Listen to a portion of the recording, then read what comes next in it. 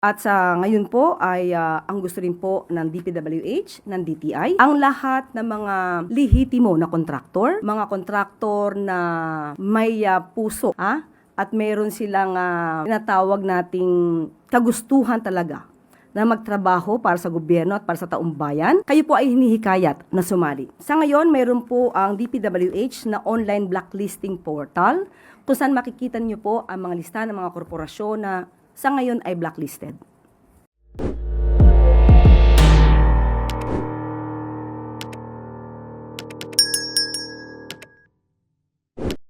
Good afternoon po, ma'am. With the plans of the Marcos administration to boost infra spending sa second half ng 2026, nalinis na po kaya ng government ang list ng mga contractors na involved sa public works?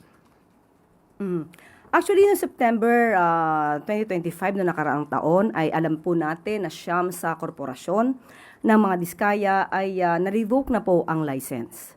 At sa ngayon po ay ang gusto rin po ng DPWH, ng DTI, ang lahat ng mga lehitimo na kontraktor, mga kontraktor na may puso at mayroon silang tinatawag nating kagustuhan talaga na magtrabaho para sa gobyerno at para sa taong bayan, kayo po ay hinihikayat na sumali. Sa ngayon, mayroon po ang DPWH na online blacklisting portal kung saan makikita niyo po ang mga lista ng mga korporasyon na sa ngayon ay blacklisted. Follow-up lang po, ma'am.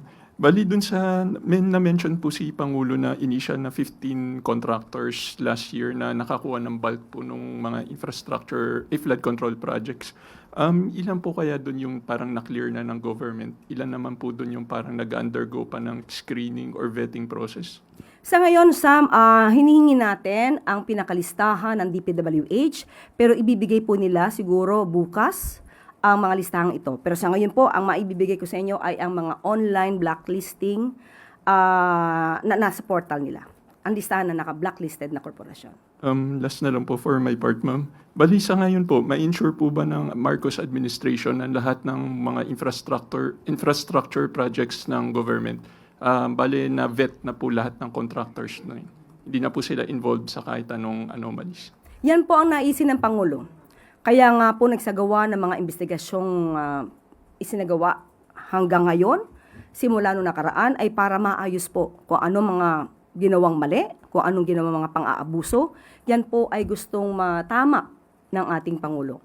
So, kung hindi po talaga gumasta masyado at nagkaroon ng pag-iingat sa pondo ng bayan dahil sa nangyaring ito sa flood control mess, sinisiguro po naman ngayon ng administrasyon, lalong-lalo na rin po ng DBM, na sila po ay mag-release ng pondo sa tama.